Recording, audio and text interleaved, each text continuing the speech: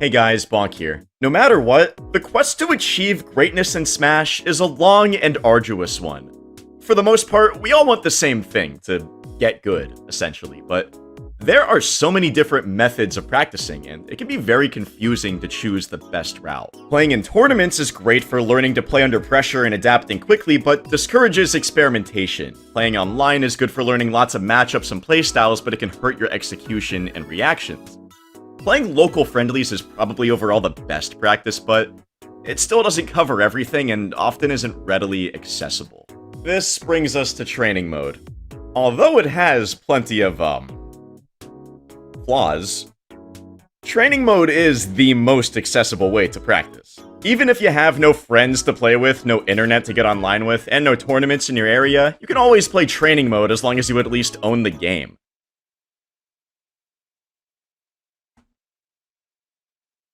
This one. As you'll hopefully discover in this video, training mode isn't just good because it's the easiest way to practice, but understanding how to properly use this tool will help you improve in many ways, some that you can't even access with other methods of practice. So, for the question of the day, how often do you practice in training mode? Once a week? An hour a day? Let us know down in the comments, and maybe watching this video will change your answer. If you want even more ways to practice, ProGuides.com has you covered. With our Play with Pros feature, you can access skilled coaches to personally train you. We've also got character guides, tier lists, and pro courses taught by some of the best in Smash like MKLeo. We've also recently launched live classes here on our YouTube channel. You can check out these free live classes right here on this very channel Monday through Friday at 12 p.m. Pacific time. Make sure to subscribe to the channel with notifications so you know as soon as those classes go live. So more so than anything, training mode is a place to practice execution. It isn't limited to this, but having your inputs down is essential to getting better at any level of Smash, so it's the best place to start. Basic execution can be broken down into a few categories. The first is movement. Moving around the stage with complete control of your character is incredibly vital to playing Smash. Fortunately, training mode is excellent for practicing this. Start with ground movement, making sure you can foxtrot and dash dance cleanly. Try to space your movement exactly as you want to. You can use the CPU character or a platform as a reference to drill yourself on getting that perfect positioning. Dash dancing too far could mean getting hit by an attack you were trying to punish, and dash dancing too short might make you miss a punish altogether, so little things like this really go a long way in competitive matches. Ground movement goes beyond just dash dancing. There are a few more important techniques to practice. Although Ultimate's fast-paced gameplay leads to lots of dashing, walking is still very useful. Walking allows your character to perform any action from a standing state, so this gives you quicker access to every grounded option compared to dashing or running. As you may know, there's a pretty significant window in which you cannot shield after starting a dash, but walking can be shielded out of at any time. If you set your stick jump to off, you can easily walk by angling your stick upwards and diagonally. With stick jump on, you'll have to slightly tilt your stick to walk without accidentally dashing, so this is very worth practicing. Either way, switching between walking and dashing on a moment's notice can be tricky to master. When you are running, Smash Ultimate's mechanics give you many options. Make sure you can dash up smash at any distance. Doing this at very close range is a bit harder than you might think. Next, canceling your run with other actions such as tilts and jabs is important to practice. Make sure that you can always get the desired action and that it's spaced exactly as you want it to be. If you didn't know, canceling run into actions can be done by either releasing the stick or pressing down while running. Doing this without another action will actually let you stop without skidding, so you can turn around and run the other way if you want to. When you feel free to traverse the ground as you like, it's time to focus on the air. If you're a beginner, the most important things to practice are RARs and short hops. Many newer players rely too much on the auto short hop mechanic, but this doesn't let you short hop with a falling aerial or with no aerial at all. Practice short hopping by releasing the jump button very quickly after pressing it. You can set a goal number and restart anytime you mess up. 10 is a good place to start, and once you can do 100 short hops in a row, you probably don't need to practice them anymore.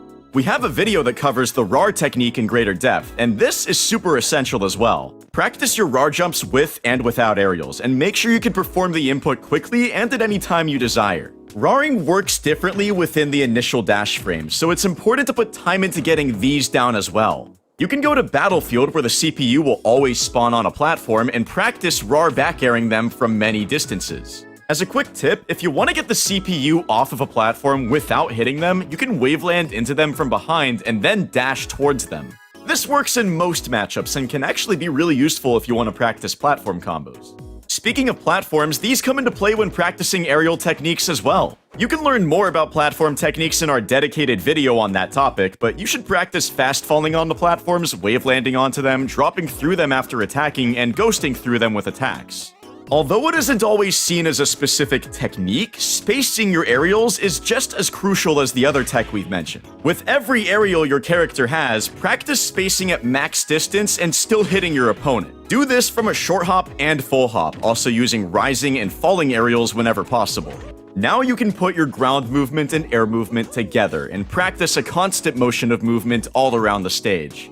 Once you feel comfortable moving around a stationary character, you can take advantage of Training Mode's options to practice with an active opponent. Training Mode gives you a few useful options to change the CPU's action. Setting the CPU to run or jump isn't particularly useful, but setting them to play as a CPU opponent can have many benefits. Set the CPU at a low level, from 1 to 3 for starters. You're not doing this to challenge them and see if you can win, but to add the reaction element to your practice. Now when you're dash dancing, you have to adjust your control based on the CPU's changing position. The same goes for jumping and spacing aerials. What might have seemed like simple and easy movement just a moment ago now has a new layer of depth. The forward smash and neutral special options come in handy as well, mostly for practicing parries. This is best with projectiles, as you can practice many parries back to back.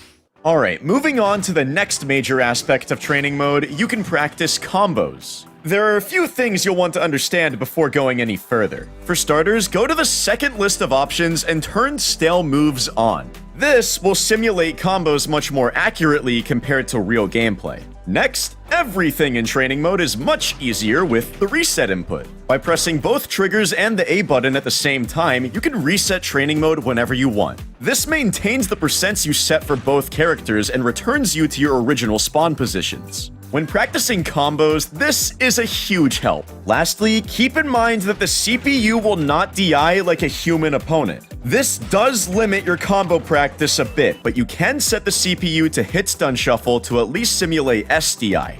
Understanding these, you can get to your combo practice. After an update to Training Mode, the combo meter is actually pretty accurate, so if your combo shows up as true, it usually will be, at least with whatever DI the CPU chose. Because of this, you should strive to get any combo to show up on the meter if you know it's true. Just be aware that stringing together hits is still worth practicing even if they're never a true combo. It's very easy to change your opponent's percent in Training Mode, so you can practice all of your combos in any matchup. As we mentioned, combo practice in Training Mode isn't perfect, but if you can't land every true combo you have on a CPU in Training Mode, it's a necessary step.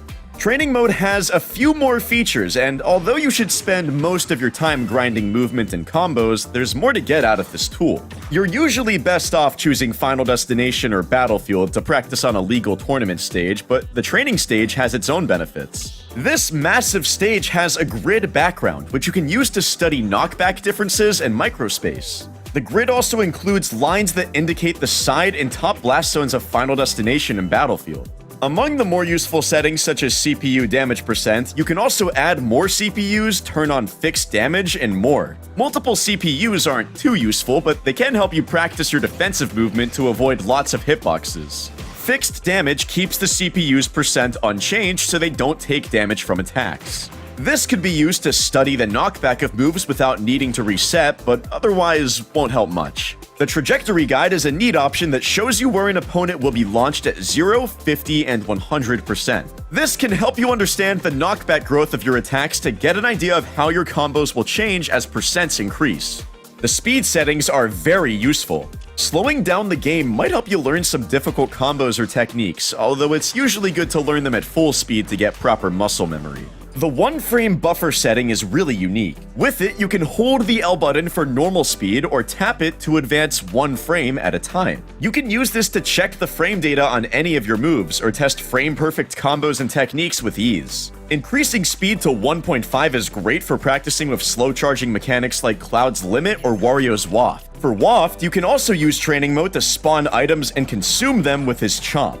Items in training mode can also help you practice teching or put you into positions to recover. There's a classic power shielding practice using a green shell on Onat, which will work just fine with parrying too. Displaying invincibility will show you both invincibility in green and intangibility in blue. These can be studied in greater detail by using the frame-by-frame setting and adjusting the camera, which can be done by pressing Y in the settings screen. You can also press Z in the settings screen to review your character's special moves. So you've got your movement and combos down. You're confident with your execution, but you need more practice interacting with a real opponent. Is training mode no longer useful to you? Well, for one thing, you can always get better at your execution, so it's still good to practice those a bit more. If you want more experience fighting a real opponent, though, you can actually get surprisingly good practice against a level 9 CPU in training mode. As you've probably realized, trying to fight a CPU with the intention of simply beating it will not help much, as they can be endlessly frame-trapped and choose many unsafe options. You can, however, focus on reacting to the CPU's gameplay to improve in many situations. In neutral, you can practice whiff punishing, using your movement to avoid the CPU's options and react with a quick punish. And you can likewise react to ledge options to trap and cover the CPU as they attempt to get back on stage. If you go in with specific goals in mind, level 9s can actually help you a lot. Training mode isn't the most important practice, nor is it the only way to get better at Smash, but it's a vital training method that every top player has spent many hours with, and you can too. If this video taught you something new, make sure to leave a like and don't forget to subscribe to Pro Guides and click that bell to keep up with our future uploads.